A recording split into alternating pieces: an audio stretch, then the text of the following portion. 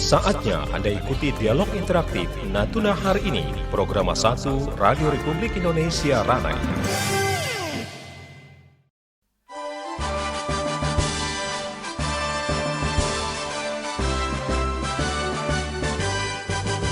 Gerakan masyarakat hidup sehat, bugar dan bermanfaat. Berpikir positif, hidup produktif untuk kesehatan kita. Rajin olahraga, konsumsi gizi seimbang, rutin cek kesehatan. Selalu pelihara kebersihan demi Indonesia sehat. Ayo mulailah hidup sehat, awali dari kita. Selalu berkarya, terus semangat, sehat masyarakat Indonesia. Pendengar, saya Elmi Subayang akan menemani Anda di acara dialog interaktif di pagi hari ini. Pendengar, untuk membahas tema kita pagi hari ini sudah ada narasumber kami. Kita sapa dulu, ada Wakil Bupati Natuna. Selamat pagi Bapak Radial Huda. Selamat pagi, Assalamualaikum warahmatullahi wabarakatuh. Sehat Bapak?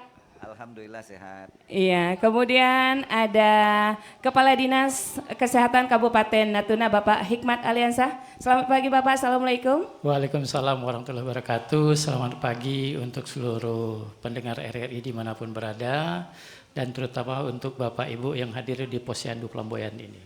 Iya, sehat Bapak? Alhamdulillah sehat. Sehat. Kemudian ada dokter spesialis anak, ada Dokter Wanrita Mardia, betul? Iya betul. Betul, iya. Jangan sampai salah ya. Iya. Apa kabar dokter? Alhamdulillah sehat. Sehat. Dan juga pagi ini kita banyak sekali ibu-ibu, ada ibu PKK, ada ibu Dharma Wanita, ada juga petugas posyandu. Selamat pagi semuanya. Pagi. Sehat ibu-ibu? Alhamdulillah. Nanti ibu-ibu ini bisa bertanya dengan Pak Wakil Bupati, Pak Kepala Dinas, dan juga ada dokter anak di pagi hari ini. Mendengar dimanapun Anda berada, tema kita adalah Ayo ke Posyandu. Kita ke Pak Wakil Bupati. Pak, Bapak ini kan sebagai ayah juga Pak.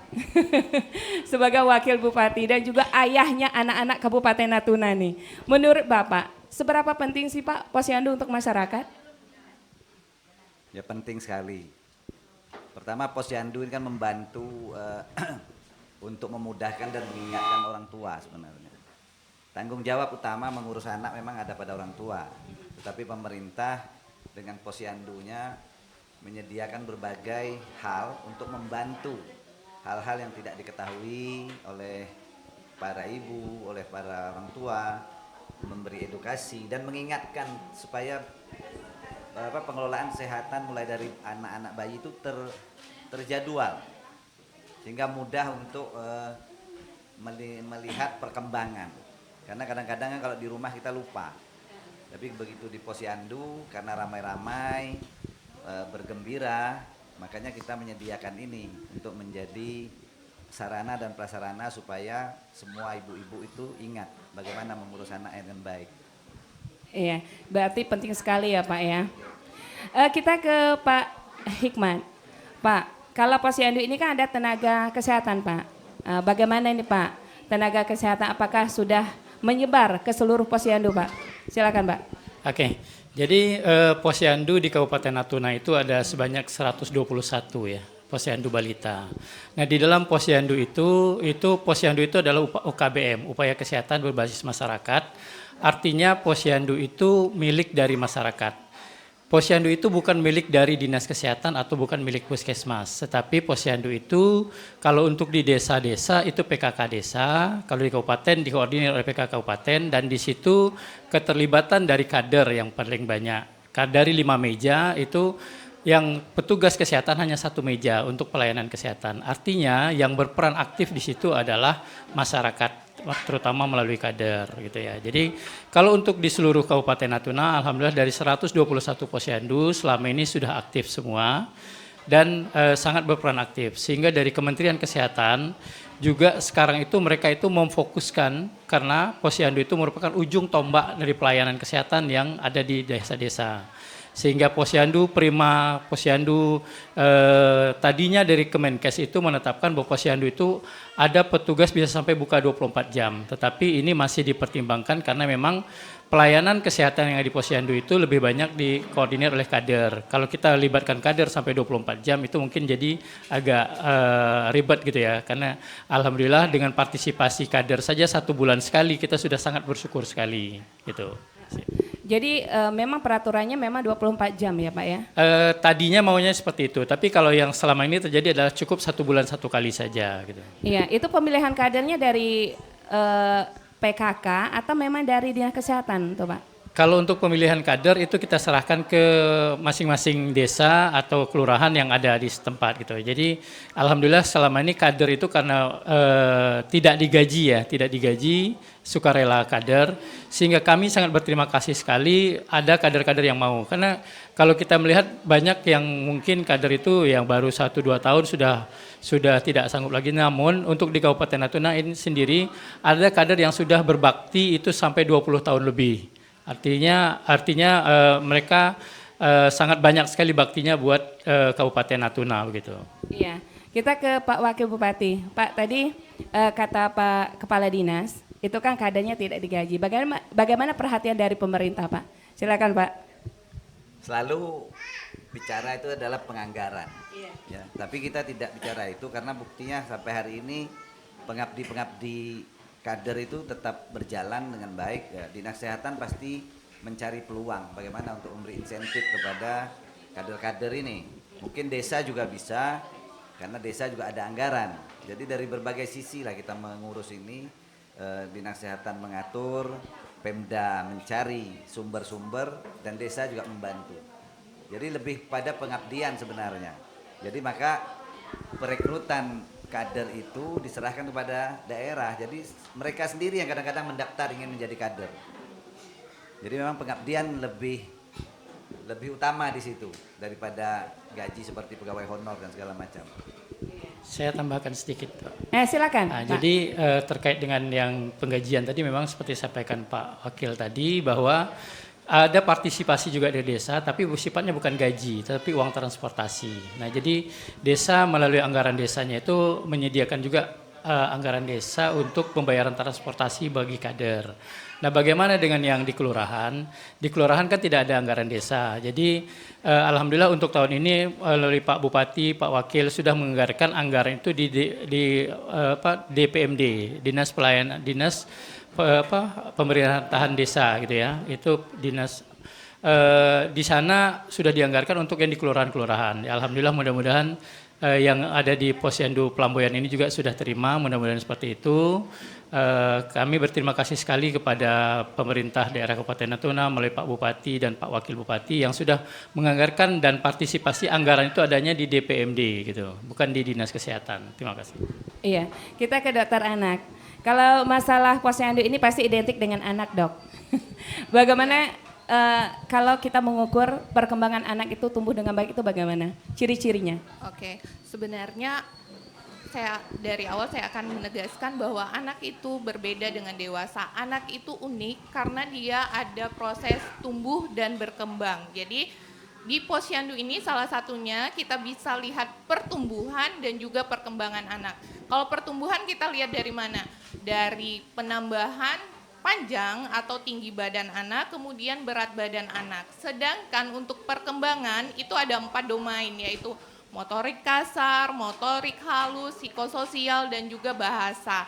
Jadi Posyandu biasanya membawa buku KIA. Di dalam buku KIA itu sudah lengkap sekali, di mana ada kurva untuk memantau pertumbuhan anak, kemudian juga dicatat berat badan anaknya, berapa kenaikan per bulan, kemudian ada juga di buku KIA sudah dijelaskan untuk bayi 3 bulan sudah bisa apa. Sehingga sebenarnya kalau ibu-ibu membaca buku itu, ibu-ibu yang memiliki balita, dia akan tahu anak saya bisa tumbuh dengan pertumbuhannya sudah optimal atau tidak.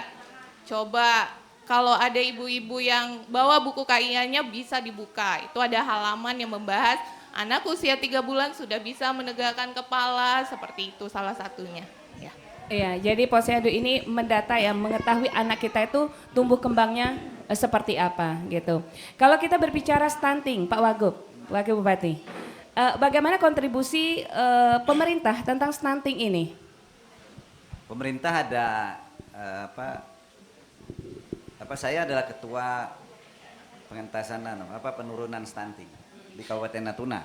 Kami banyak sekali program yang berhubungan dengan Dinas Kesehatan, Pemberdayaan Perempuan, Keluarga Berencana. Jadi ada kegiatan terpadu yang kita lakukan. Memang hari ini stunting kita agak tinggi di Natuna.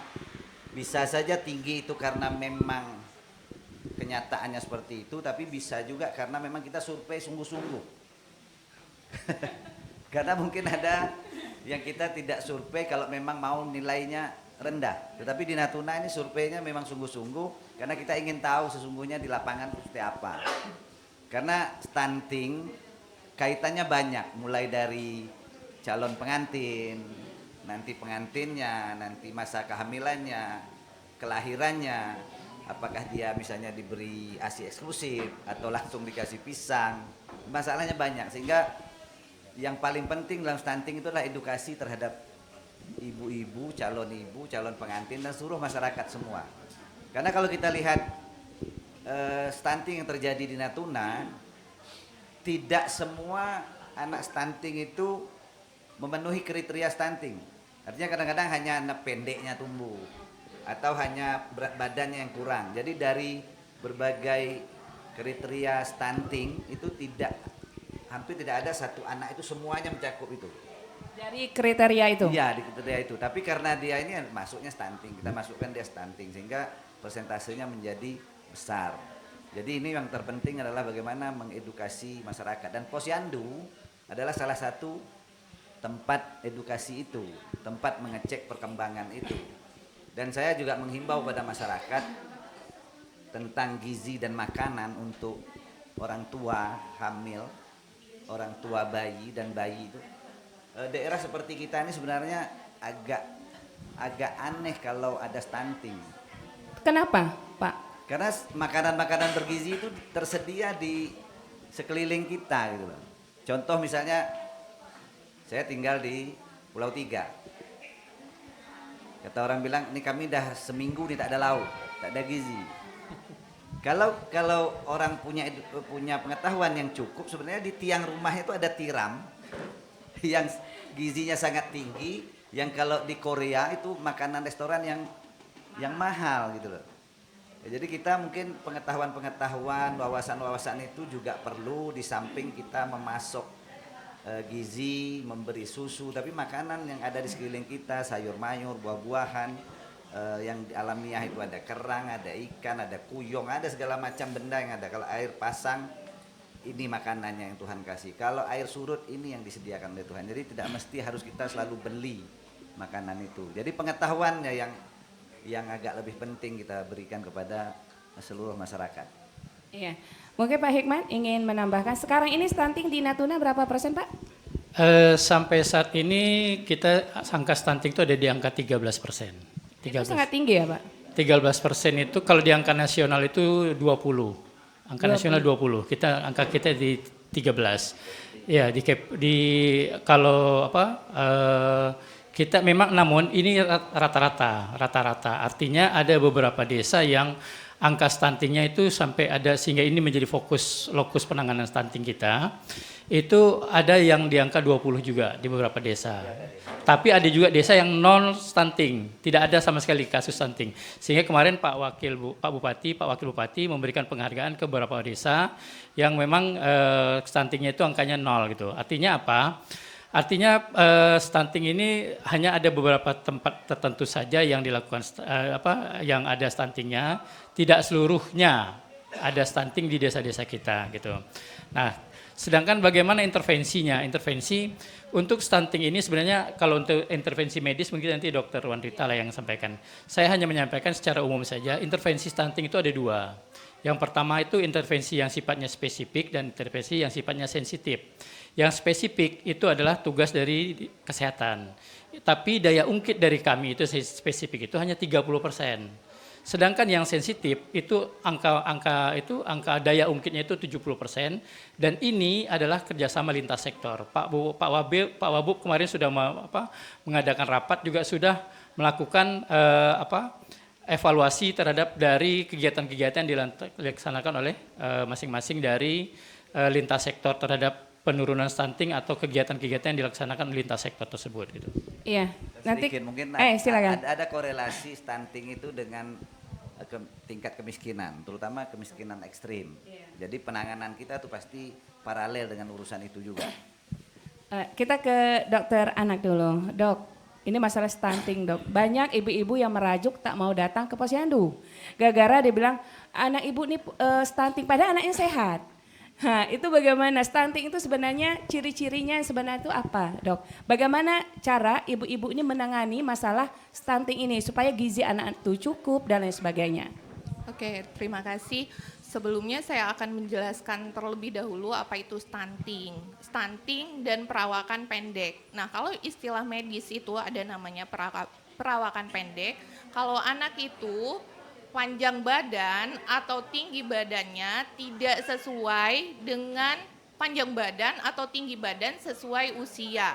Jadi itu kita bilang perawakan pendek. Kalau dimasukkan ke dalam kurva pertumbuhan itu TB itu tinggi badan per usia atau panjang badan per usianya di bawah -2 standar deviasi. Nah itu dulu patokan kita. Untuk perawakan pendek, dan apabila dikatakan stunting menurut WHO itu ada 3 yang harus dipenuhi.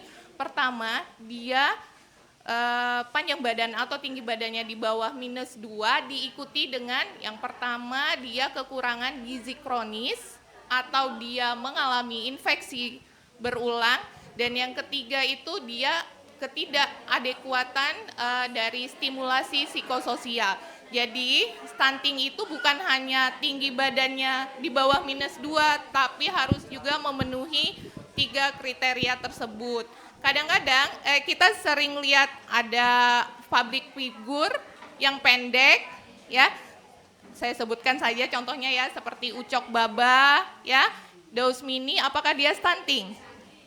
Tidak. Nah, seperti itu juga kita harus lihat benar-benar dia ada kelainan atau tidak, karena ada juga perawakan pendeknya itu memang normal karena kelainan seperti akondroplasia seperti itu.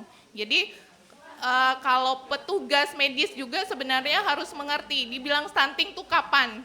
Jangan anak yang panjang badan atau tinggi badannya di bawah -2 langsung dibilang stunting, ibunya langsung terintimidasi. Saya merawat anak dengan baik, ngasih makan dengan baik, kenapa anak saya dibilang stunting? Jadi harus memenuhi kriteria juga, dia kekurangan gizinya kronis, infeksi berulang, atau tidak adekuat stimulasi psikososial. Itu yang menurut WHO. Seperti itu. Jadi untuk mencukupi gizi anak itu apa yang harus dilakukan orang tua? Untuk mencukupi gizi anak. Nah, dari anak itu kan mulai dari bayi sampai 18 tahun. Itu yang dimaksud sebagai anak. Jadi dari bayi, makanan terbaik itu adalah ASI. ASI tidak lain dan tidak bukan yang terbaik adalah ASI. Di mana kandungan zat gizi yang terkandung dalam ASI itu tidak ada yang bisa menandingi. Susu formula manapun itu tidak ada yang bisa menandingi kandungan gizi dari ASI. Jadi 6 bulan pertama itu makanan yang terbaik adalah ASI. Setelah 6 bulan anak-anak mulai diberikan makanan pendamping ASI seperti itu. Dan disitulah orang tua berperan, mulai dikasih makan apa ya anaknya. Jangan langsung dikasih makanan keras seperti itu. Mulai dari tekstur yang lembut dan berapa kalorinya yang dibutuhkan agar anak itu tumbuhnya optimal. Itu juga sebenarnya petugas kesehatan bisa memberikan edukasi atau penyuluhan-penyuluhan seperti itu. Iya, tapi kan kalau ada juga orang tua yang tidak bisa kasih ASI. Mungkin ada memang ada faktor-faktor lain. Itu bagaimana, dokter? Memang tidak semua ibu-ibu beruntung bisa memberikan ASI-nya kepada bayinya. Apabila ada kondisi medis tertentu yang tidak memungkinkan seorang ibu memberikan ASI, kita bisa memberikan susu formula sebagai pengganti ASI. Tapi tetap dengan pertimbangan bahwa ASI terbaik. Bila ada keluarga dekat yang mau mendonorkan ASI-nya, kita tetap bisa memberikan ASI tapi ASI donor seperti itu. Iya, kita ke Pak Wakil. Pak, tadi katanya ada juga desa yang non stunting, tidak ada stunting. Itu desa mana aja, Pak? Ada 3 desa nggak salah Pak. Ada 3 desa di Natuna, Pulau Panjang, Seluan, Serasan, Seluan sama Pulau Panjang. Kalau nggak salah ada 3 desa. Jadi begini, ada beberapa kasus stunting yang dilaporkan oleh desa bahwa itu stunting.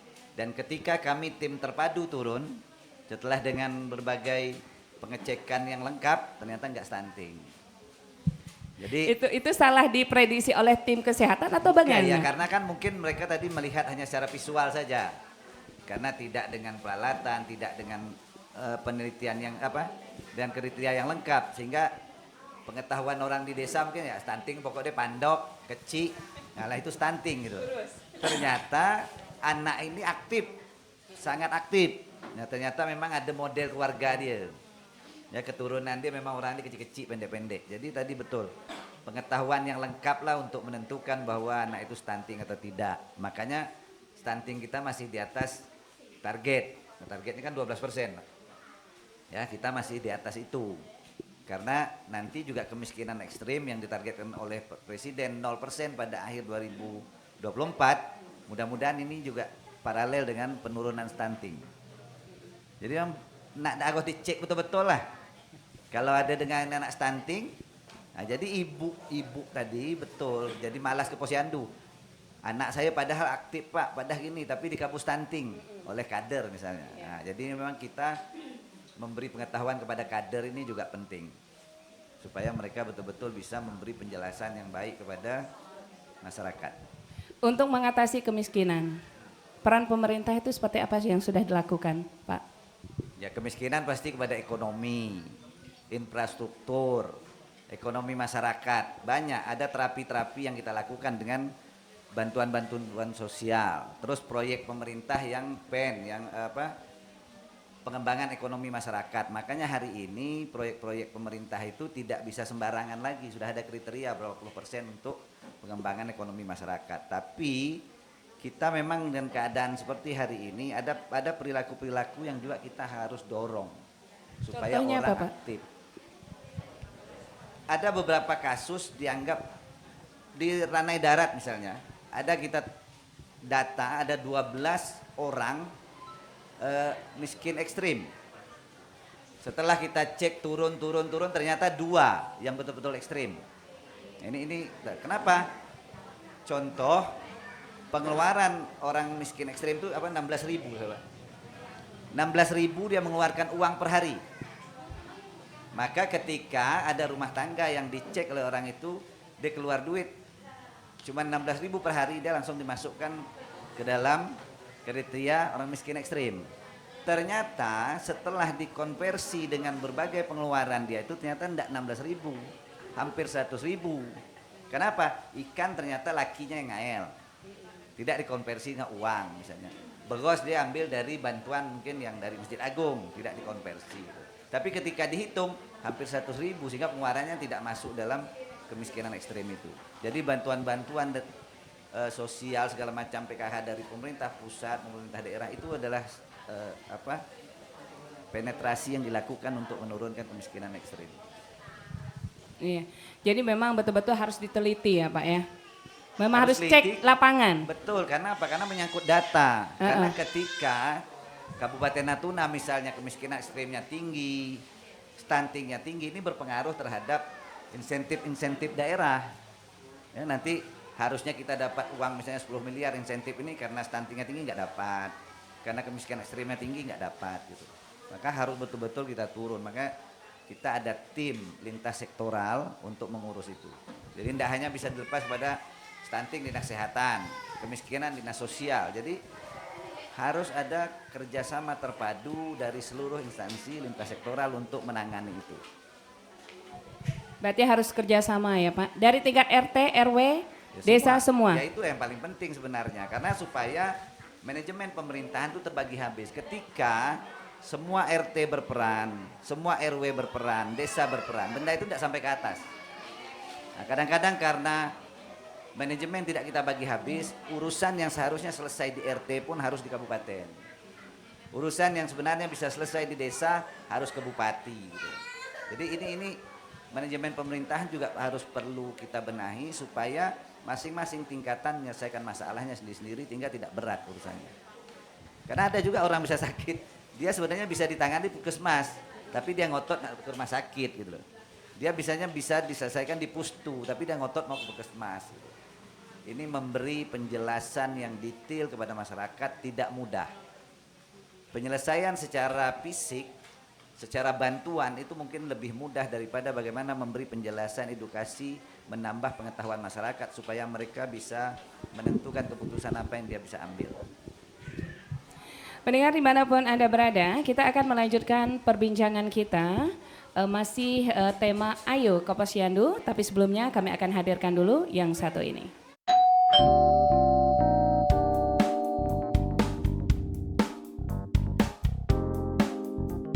Anak, menantu, dan cucuku, piring ini menjadi panduan untuk asupan gizi kalian setiap hari. Harus lengkap, terdiri dari makanan pokok, lauk pauk, sayur, dan buah. Jangan lupa jaga kebersihan dan berat badan kalian. Sesibuk apapun kalian, lakukan aktivitas fisik minimal 30 menit setiap hari. Minum air putih minimal 8 gelas setiap hari. Nenek pingin anak, mantu, dan cucu semuanya sehat dan kuat. Penuhi kebutuhan gizi kita sesuai pedoman isi piringku. Isi piringku untuk masyarakat sehat dan kuat.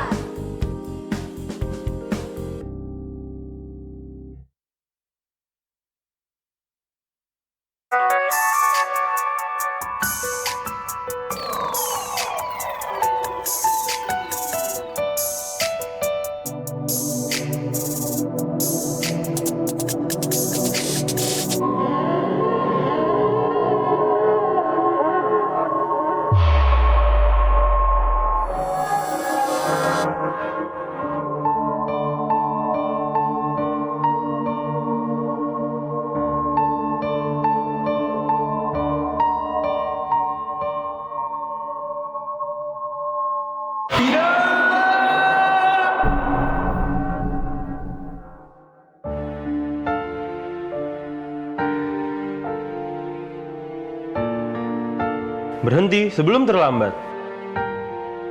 Merokok membunuhmu. Yang muda, yang berkarya. Kita keren tanpa asap rokok. Sip, paket. Oh, paket gua dateng nih. Permisi paket. Mantap. Aha, bisa nih. Permisi paket. Ai, ye. Cu. Paket. Paket. Waktunya kita kembalikan kondisi ke normal. Aktivitas fisik itu penting untuk kita. Tidak hanya baik untuk kesehatan, aktivitas fisik juga bisa mengurangi stres. Lakukan secara rutin dan bertahap, sesuai dengan kondisi tubuh kita. Gerakan 30 menit. Lakukan aktivitas fisik minimal 30 menit di sela-sela pekerjaan. Ayo, lakukan aktivitas fisik agar badan sehat, bugar, dan produktif.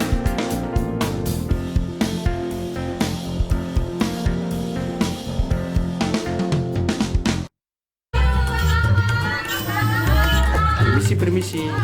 Kang Akon, apa sih rahasianya? Ini tipsnya. Catat, jaga saluran air tetap bersih, sebersih hati Bang Akon. Jangan lupa pakai otot. Yang kedua, cek septic tank secara berkala. Kalau udah penuh ya disedot. Ketiga, cuci tangan menggunakan sabun sebelum dan sesudah beraktivitas. Yang keempat, lingkungan juga harus bersih. Semua harus kinclong. Kayak wajah Bang Akon, kumis juga harus dijaga, biar kinclong. Yang kelima, minum air yang aman dikonsumsi. Pastikan air yang kita konsumsi tidak berasa, tidak berwarna, dan tidak berbau. Wujudkan lingkungan yang bersih dan sehat untuk masa depan yang hebat. Jangan lihat iklannya doang, dipraktekin. Au! Anda masih bersama kami dalam dialog interaktif Natuna Hari Ini, Program 1 Radio Republik Indonesia Ranai. Masih di acara dialog interaktif bersama Dinas Kesehatan Kabupaten Natuna. Tema kita adalah Ayo ke Posyandu. Sudah hadir narasumber kami ada Pak Wakil Bupati Natuna, Pak Rodia Huda, kemudian ada Dokter Anak, Dokter Rita, kemudian ada Kepala Dinas Kesehatan Kabupaten Natuna, Bapak Hikmat Aliansah. Pak, kita ke Pak Kepala Dinas nih. Untuk pelayanan Posyandu ini kan banyak melibatkan tenaga kesehatan, Pak. Bagaimana cara komunikasi lah Dinas Kesehatan, misalnya pelayanan ini kan orang-orang kesehatan gitu Pak. Bagaimana caranya berkomunikasi yang baik dengan para ibu-ibu supaya ibu-ibu ini tidak trauma Pak? Silakan Pak, ada pelatihan atau bagaimana Pak? Ya baik, memang dalam pelayanan kesehatan seperti yang saya sampaikan tadi bahwa satu meja adalah untuk pelayanan kesehatan itu satu meja itu adalah dari petugas kesehatan. Nah di dalam melakukan pelayanan kesehatan itu sebenarnya kami selalu melakukan evaluasi. Evaluasi artinya kita hampir tiap bulan kita lakukan evaluasi mengenai pelayanan, cakupan pelayanan Posyandu. Kemudian setiap setahun mungkin beberapa kali kita akan pertemuan pelatihan kepada petugas-petugas ini. Nah di dalam melakukan evaluasi terhadap pelayanan kesehatan di masing-masing puskesmas, mereka sebenarnya ada rapat evaluasi bulanan seperti Lokakarya Mini, baik itu yang bulanan maupun yang tribulanan. Yang bulanan itu dilakukan internal mereka, yang tribulanan atau triwulan itu mereka lakukan dengan lintas sektor. Nah sebetulnya pada saat ini juga Puskesmas Ranai ini kan masuk wilayah Puskesmas Ranai, ini mereka sedang melakukan Lokakarya Mini lintas sektor di Batu Gajah kebetulan. Jadi makanya sekarang kapusnya Pak Camat juga tidak bisa hadir ke sini karena kebetulan mereka sedang ada acara juga di sana. Nah untuk bagaimana teknik komunikasi, ini kan teknik komunikasi sebenarnya bagaimana mengajak keluarga atau mengajak ibu-ibu untuk datang kemari, itu sebenarnya sudah kami sering sampaikan. Memang ada beberapa yang petugas kesehatan yang mungkin gampang untuk mengajak, tapi ada juga yang kadang-kadang sulit gitu.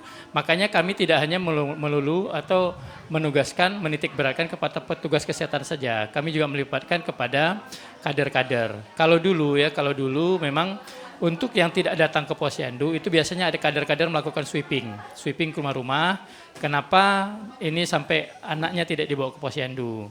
Biasanya orang tua enggan membawa ke Posyandu lagi ketika bayi atau balitanya itu sudah imunisasinya sudah lengkap. Sudah 9 bulan mereka cukup dapat campak. Campak itu kan biasanya terakhir. Nah bulan ke-10 itu mereka biasanya tidak datang lagi. Atau bulan 10 datang, bulan ke-11, bulan ke-12 mereka tidak datang. Kenapa? Karena mereka datang ke Posyandu itu katanya hanya cuma ditimbang. Nah itu, padahal ketika mereka datang ke Posyandu, itu kan banyak informasi-informasi yang mungkin pada saat itu petugas kesehatan melakukan penyuluhan gitu. Kemudian dan biasanya agak ramai itu di bulan Februari dan Agustus. Kenapa? Pada saat itu pemberian vitamin A. Nah, untuk di bulan Agustus ini memang tidak dilakukan pemberian vitamin A, kita geser ke bulan Oktober. Kenapa? Karena di bulan ini ada dilakukan namanya Survei Kesehatan Indonesia. Nah, jadi petugas-petugas kita itu banyak turun ke rumah-rumah melakukan Survei Kesehatan Indonesia. Ini memang program dari Kemenkes. Sehingga untuk pemberian vitamin A di bulan Agustus digeser ke bulan Oktober gitu. Jadi nanti mudah-mudahan biasanya juga kita melakukan bulan penimbangan balita itu bulan Februari dan bulan Agustus bersamaan dengan pemberian vitamin A. Sekedar informasi saja untuk sampai saat ini D per S kita adalah yang datang dan yang ditimbang, yang keseluruhan jumlah bayi balita keseluruhan di suatu posyandu atau desa dibandingkan dengan yang ditimbang itu hanya sekitar 53% sampai bulan ini. Artinya masih banyak yang belum dilakukan penimbangan atau bayi balita yang tidak datang.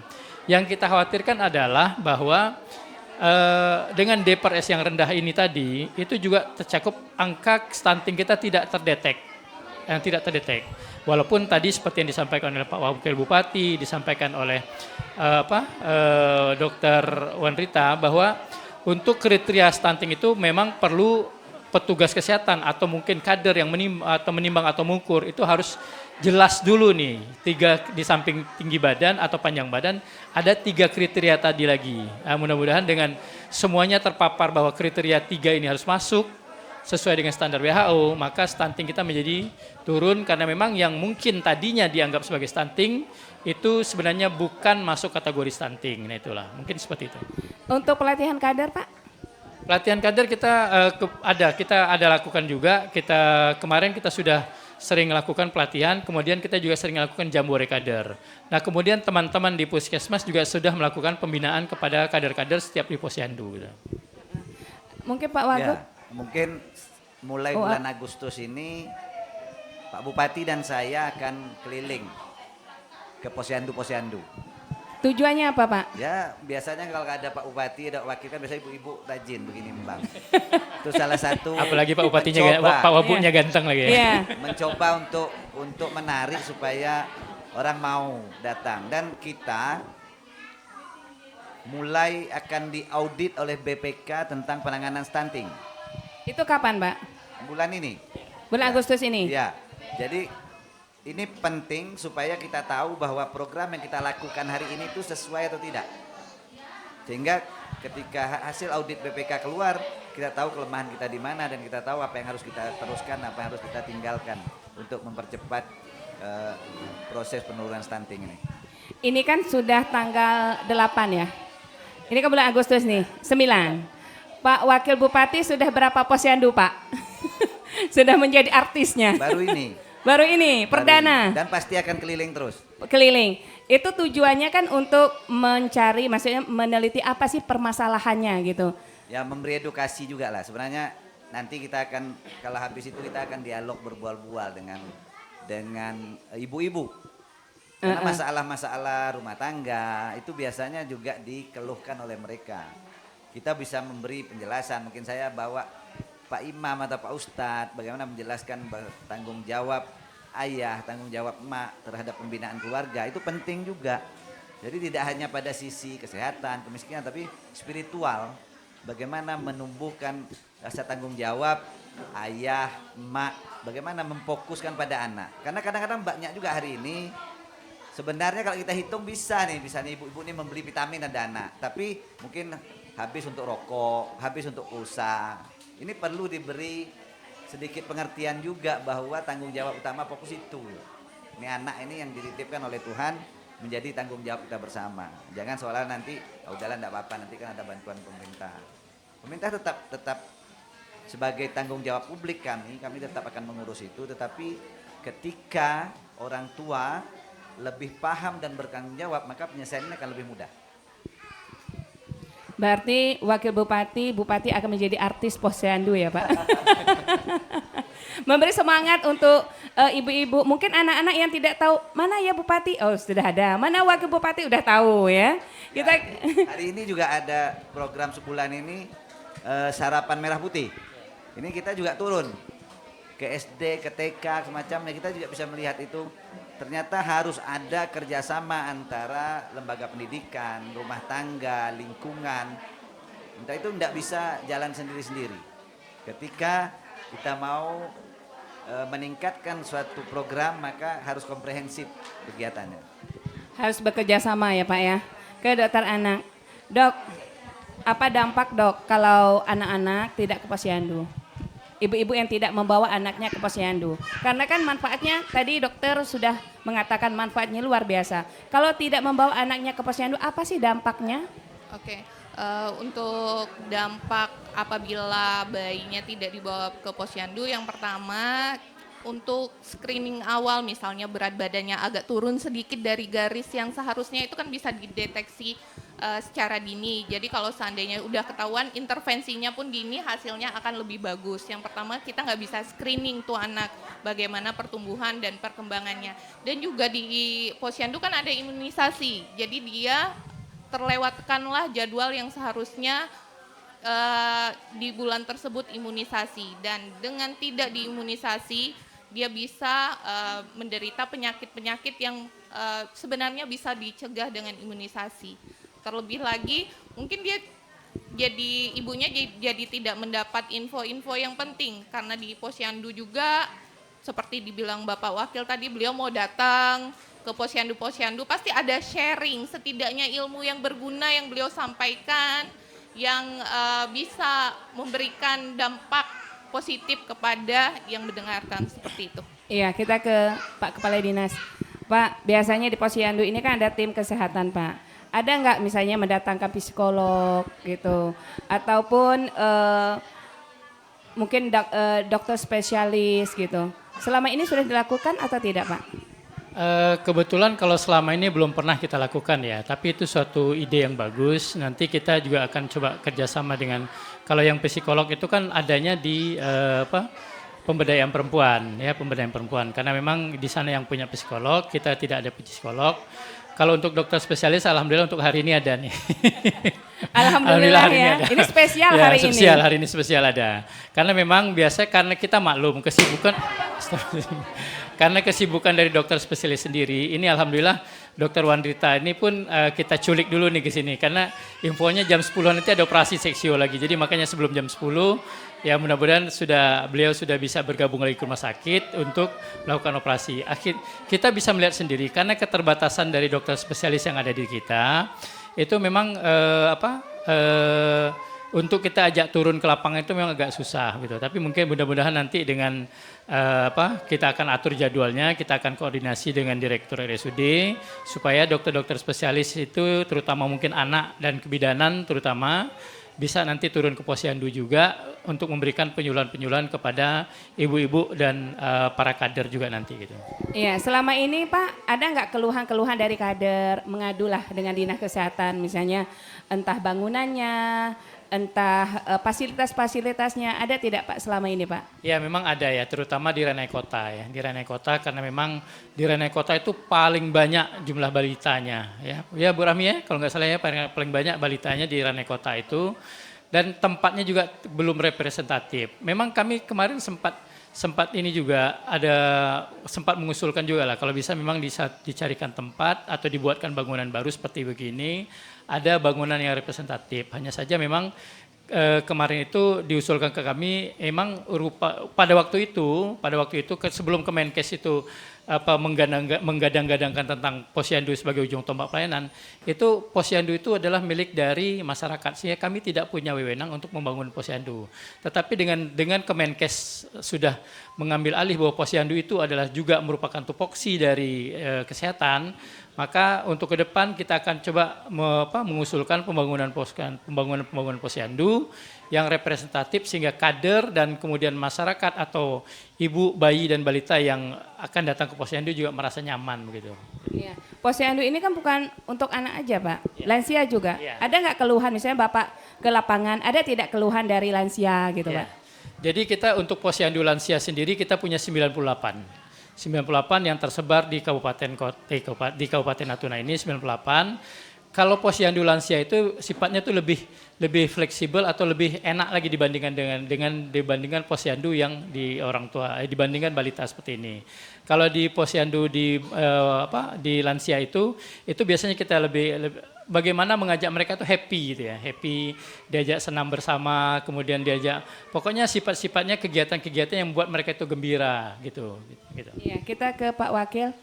Pak, bagaimana Pak tanggapan Bapak jika Pak RT-nya tidak peduli, PRW-nya tidak peduli, kadesnya masa bodoh tentang posyandu ini kan desa gitu Pak. Itu bagaimana tanggapan Bapak Pak?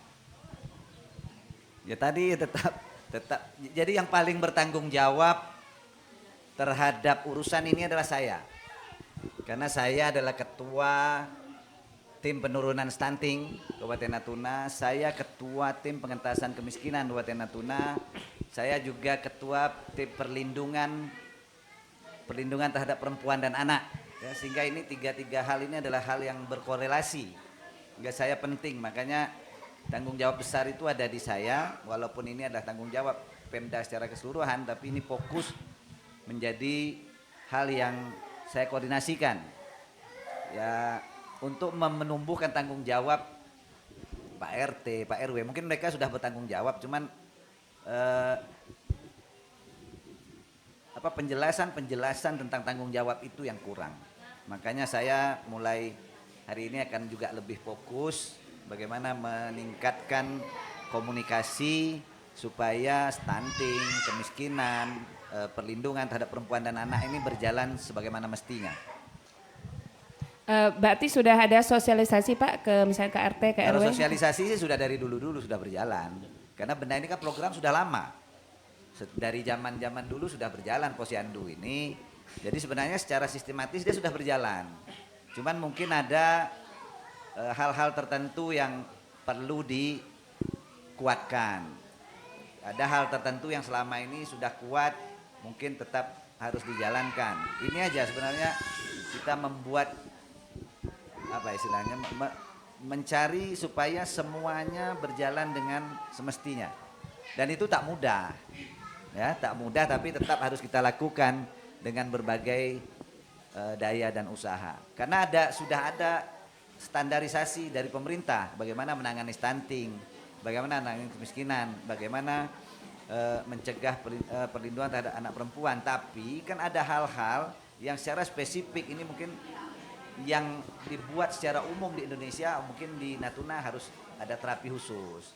Di desa ini harus ada terapi khusus. Itu aja mungkin tambahan-tambahan yang perlu kita lakukan. Iya, bagaimana caranya menarik minat masyarakat untuk datang ke Posyandu Pak?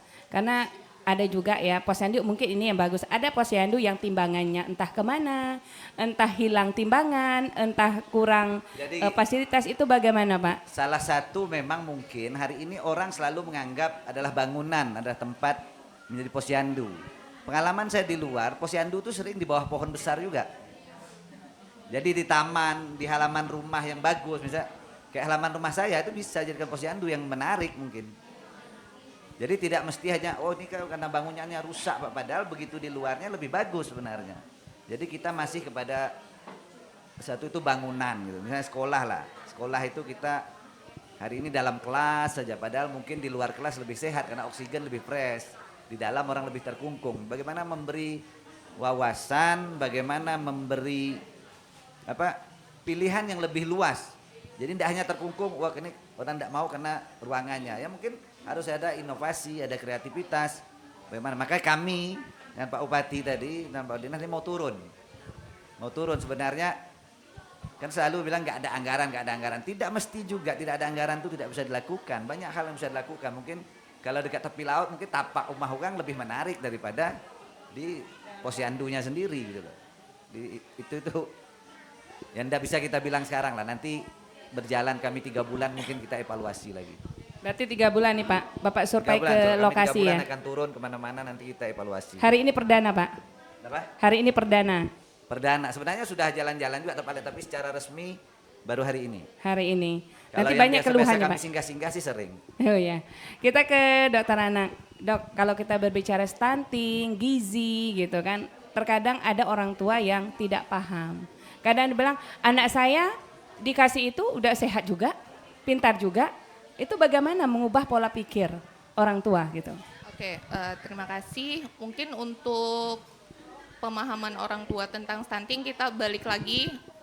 Pertama kali terdeteksinya di mana? Misalnya di kader, kalau nggak yakin boleh konsul ke dokter yang ada di puskesmas.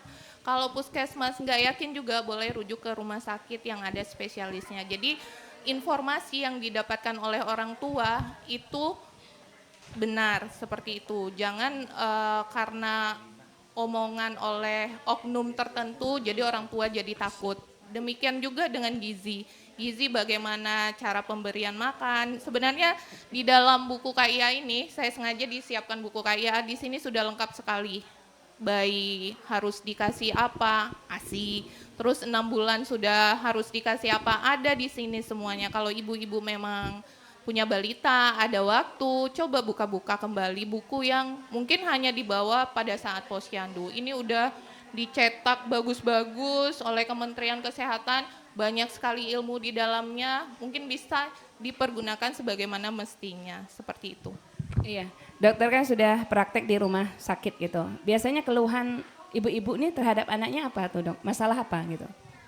Sebenarnya pasien yang datang ke rumah sakit itu biasanya pasien-pasien yang kondisinya sudah berat, tidak bisa ditangani di fase 1, baik itu di puskesmas, baru dirujuk ke rumah sakit.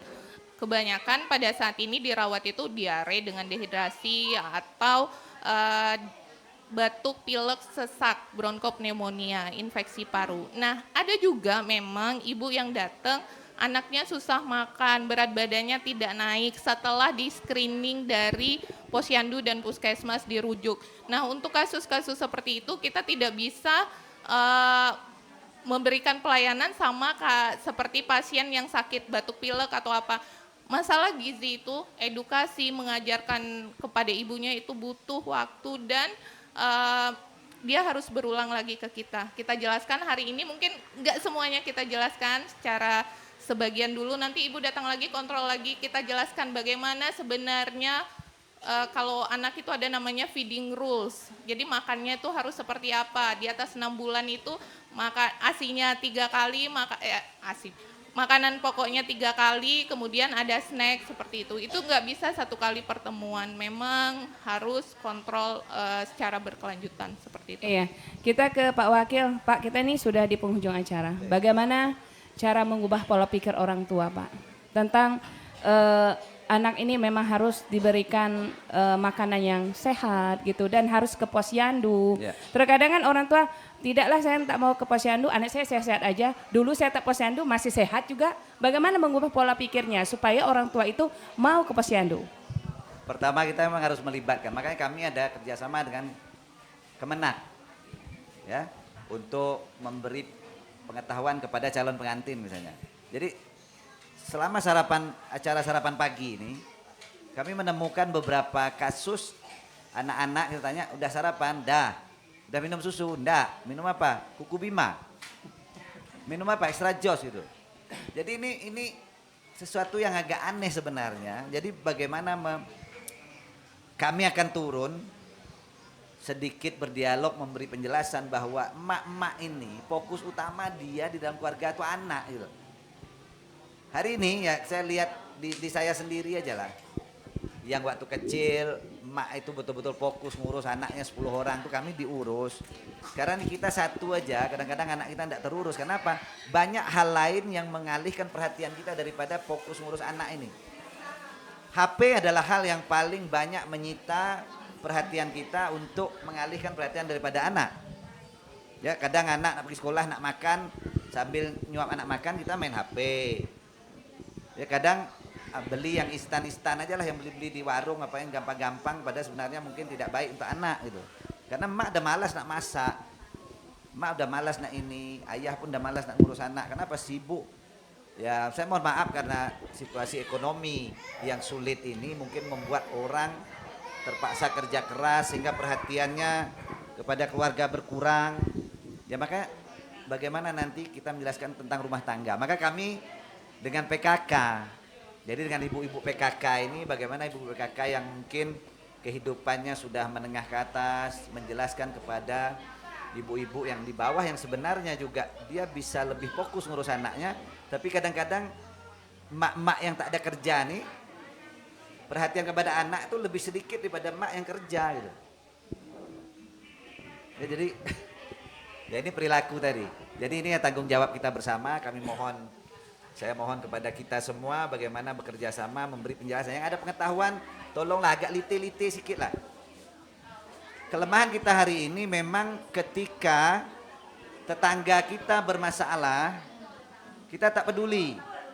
Tapi ketika tetangga kita senang, kita sibuk ngurusnya. Ya, kalau ada tetangga beli mobil baru, sibuk kita ngurus. Tapi ketika anak tetangga nangis, tidak makan, mungkin bini kena masalah, kita tidak peduli. Tanya, bahaya wawa, tuh lihat tiap hari anak ngiak-ngiak nangis, bini dah, tidak usah nak urus sisi kayak rumah orang. Tapi ketika dia beli mobil baru, kita sibuk nak ngurus gitu loh. Nah, ini mungkin pelan-pelan, paling banyak harusnya dari sisi agama sebenarnya. Sisi agama penjelasan ini bahwa tanggung jawab keluarga ada pada ayah, karena kita hari ini kadang-kadang ayah, ini kan urusan mak. Urusan anak-anak ini urusan mak, karena mak adalah guru. Ayah lupa bahwa guru ini bisa bekerja dengan baik kalau kepala sekolahnya, ayahnya menyediakan berbagai fasilitas. Macam mana guru nak ngajar dengan baik? Papan tulis tak ada, kapur tak ada. Kepala sekolah di rumah itu siapa? Ayah. Jadi antara kepala sekolah dan guru harus dengan baik. Dan kami pemerintah akan berusaha semaksimal mungkin dengan standarisasi yang ditetapkan oleh pemerintah. Tapi harus ada kerja ekstra dari kita bersama untuk bersama-sama meningkatkan pengetahuan, meningkatkan wawasan bagaimana supaya perhatian kita terhadap keluarga, terhadap anak lebih diutamakan daripada perhatian kita kepada yang lain yang sebenarnya sekunder. Silakan Pak Kepala Dinas Kesehatan, Pak. Ya. Untuk mengubah pola pikir terutama ibu-ibu lah. Karena ibu-ibu ini adalah madrasah anak. Ya. Jadi bagaimana mengubah pola pikir supaya ibu-ibu tuh mau datang ke Posyandu dan memberikan hak anak gitu. Silakan. Ya. Kami sebenarnya dari Dinas Kesehatan juga selalu menyampaikan kepada teman-teman yang ada di Puskesmas, tolong ketika biasanya di desa-desa atau di desa RT RW itu biasakan kan ada pengajian-pengajian. Nah, di pengajian-pengajian itu kami selalu menyampaikan, tolong pada kesempatan itu juga ambil minta waktu sedikit, dilakukan penyuluhan kesehatan, baik itu tentang perubahan perilaku, kemudian tentang hal-hal tentang kesehatan lainnya. Memang untuk merubah suatu perilaku itu tidak gampang. Yang pertama dia tuh harus tahu. Setelah tahu kemudian dia mau, kemudian dia mampu untuk berubah. Jadi 3 hal ini untuk merubah suatu perilaku itu sangat dibutuhkan. Saya ambil contoh sebagai misalnya perilaku merokok. Perilaku merokok, orang-orang pada tahu nih bahwa merokok itu merusak kesehatan. Kemudian mau nggak dia berubah? Kalau dia mau, kemudian dia mau berubah, tetapi mampu atau tidak? Mampunya ini tergantung kadang-kadang tidak bisa, kenapa? Ternyata daya kecanduan itu lebih tinggi dibandingkan dengan kemampuan dia untuk berubah. Sehingga perlu dilakukan konsultasi, entah mungkin kalau udah ketergantungan tingkat tinggi mungkin ya perlu ke psikolog atau ke psikiater atau mungkin hal-hal lain yang seperti itu. Nah itulah tadi, jadi untuk merubah suatu perilaku itu perlu tahu, mau, dan mampu gitu. Ke Dr. Rita, Dok, bagaimana mengubah pola pikir orang tua supaya orang tua itu mau datang membawa anaknya ke Posyandu dan memberikan hak anak lah gitu. Silakan. Ya, untuk ibu-ibu mungkin saya himbau anak itu adalah penerus kita semua. Anak itu penerus generasi bangsa. Jadi berikanlah haknya. Bila anak itu memang harus mendapatkan imunisasi, berikanlah imunisasi tersebut, karena hanya dengan anak yang sehat, cerdas yang bisa menggapai cita-citanya. Mana ada polisi itu pendek-pendek ya kan? Kalau anaknya ingin jadi polisi, ingin jadi tentara atau jadi bidang keahlian apapun, cukupilah semua kebutuhan anaknya itu. Salah satunya ayo ke Posyandu, jangan ragu. Mendengar dimanapun Anda berada, sampai di sini dulu perjumpaan kita di acara Dialog Interaktif dengan Dinas Kesehatan Kabupaten Natuna. Terima kasih untuk narasumber Pak Wakil Bupati, Pak Kepala Dinas Kesehatan Kabupaten Natuna dan juga Dokter Anak, Dr. Rita. Dan saya Elmi Subayang mohon maaf jika ada salah-salah kata dan kita akan berjumpa kembali di lain kesempatan. Wassalamualaikum warahmatullahi wabarakatuh.